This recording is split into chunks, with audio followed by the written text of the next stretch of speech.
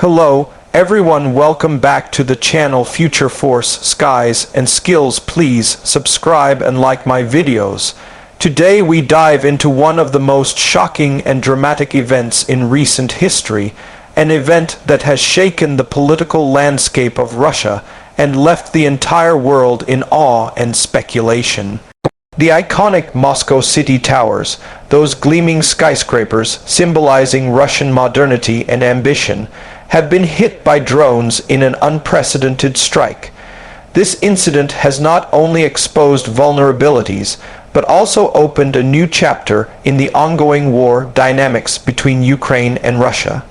In this video, we will review and explain the incident in a style similar to analyzing a product or a new model, looking at the exterior, interior, performance, safety features, unique selling points, and even the cost factor, before concluding with what this means for Russia and the wider world. So sit tight as we unpack this dramatic turn of events in detail. When we first look at the exterior of the Moscow City Towers, we are reminded of what they represent. These towers are not just buildings. They are a statement of Russia's drive to modernize its economy and project wealth and power. With their shiny glass facades, sharp modern architecture, and prominent location in the heart of Moscow, they stand tall as symbols of prosperity. From the outside, the damage caused by drones makes an even stronger impact because of this symbolism. Imagine the flawless mirror-like surfaces suddenly scarred with blackened holes, broken windows raining down onto the streets below, and smoke rising against the skyline of one of the most secured cities in the world. The exterior is the first layer of impression, and when drones breach that, it sends a loud message that even the heart of Russian power is not untouchable. The shattered glass reflects not just structural damage, but also the cracks in security assurances that Russia once claimed to hold firmly. Now, moving deeper into the interior, and this is where the real human impact and the longer-lasting damage unfold. Inside those towers are not only luxury offices, apartments, and shopping areas, but also the sense of safety that residents and workers once carried. Interiors symbolize the life that flows through these skyscrapers. The meetings in high-rise boardrooms, the families enjoying upscale apartments, the workers ensuring the daily running of businesses. After the drone strikes, the interior picture changes dramatically. Imagine corridors filled with smoke alarms screaming, sprinklers activating to control fires, panicked footsteps rushing down stairwells, people trying to make urgent phone calls but networks jamming under the pressure. The interiors, which once represented modern comfort and high living, suddenly transformed into spaces of chaos and fear. Walls once decorated with corporate designs are now scarred with cracks, ceilings littered with debris, and expensive furniture reduced to useless rubble. Most importantly, the psychological interior, the mind of those who lived and worked there, is forever altered. The sense of invulnerability is lost. People now question if even in Moscow's most luxurious district they can be safe. This shift in the interior story is as critical as the physical damage because it changes how citizens view their government's promises of protection and stability. Performance is the next angle we need to examine, and here performance refers to both the performance of the drones and the performance of Russian defenses. The drones, likely Ukrainian in origin, displayed extraordinary performance. They penetrated deep into Russian airspace, navigated past multiple layers of supposed air defense systems, and struck with precision. This performance is not just technical, but strategic. It shows Ukraine's ability to project power far beyond the immediate battlefield and to strike symbolic targets that carry immense propaganda weight. On the other hand, Russia's performance was put to the test, and in many ways it faltered. Despite years of boasting about advanced defense systems like the Pantsir and S-400, drones managed to bypass them and hit critical high-profile structures. This raises questions about whether Russia's systems are as effective as claimed, or whether complacency and mismanagement have eroded their operational capability. Performance in warfare is not just about machines, but about how those machines are operated, maintained, and integrated into a larger strategy. On that scale, Russia's performance after the strikes looks weak, while Ukraine's strategy of asymmetric drone warfare looks increasingly effective.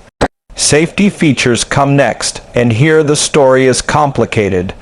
The Moscow city towers, as modern skyscrapers, were built with multiple safety features: fire suppression systems, reinforced structures, emergency evacuation protocols.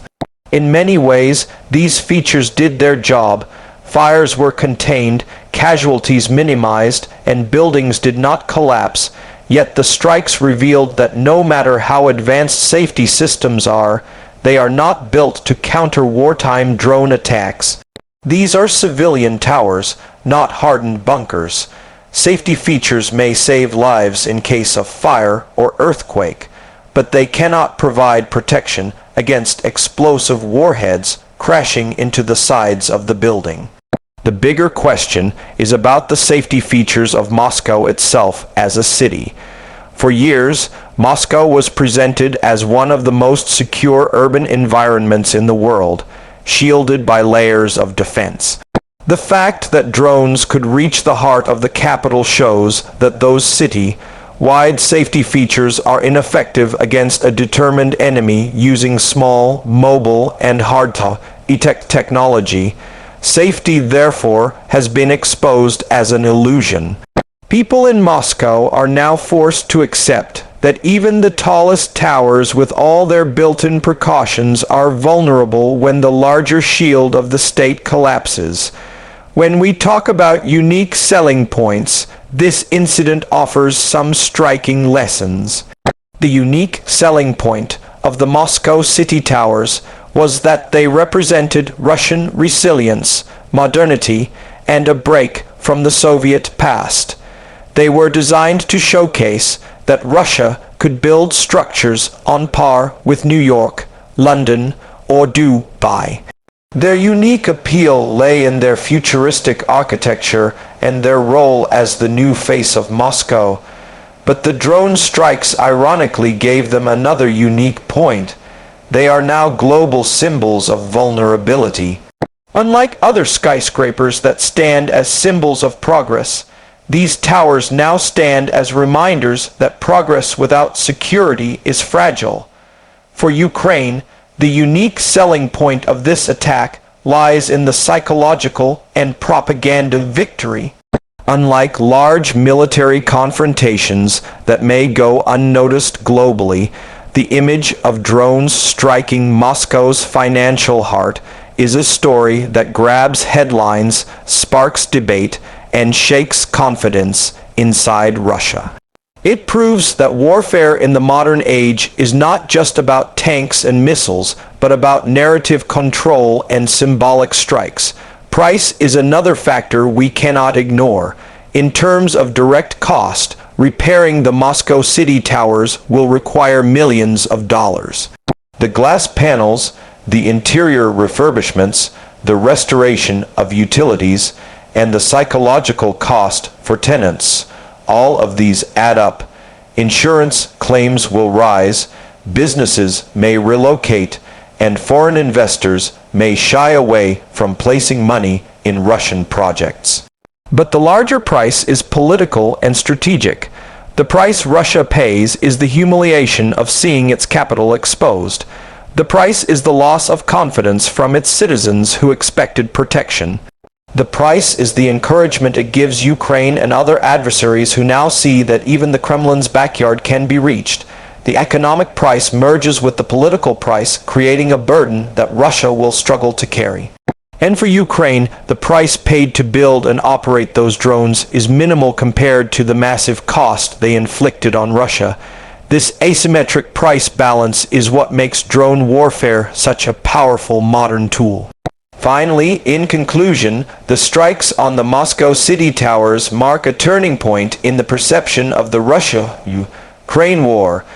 It is no longer just a battle of territory at the front lines, but a struggle for psychological dominance in the heart of power. The exterior damage reflects cracks in Russia's image. The interior chaos reflects the loss of safety for ordinary people. The performance contrast shows Ukraine's rising strength and Russia's vulnerability. The safety features prove inadequate against modern drone warfare.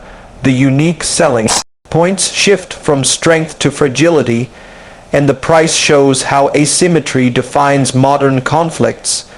For Russia, the towers will forever carry scars that remind them of this humiliation. For Ukraine, the images of smoke rising above Moscow stand as proof that even the most fortified capitals are not beyond their reach. And for the world, the lesson is clear. In the age of drones, no city, no matter how proud or protected, is truly safe.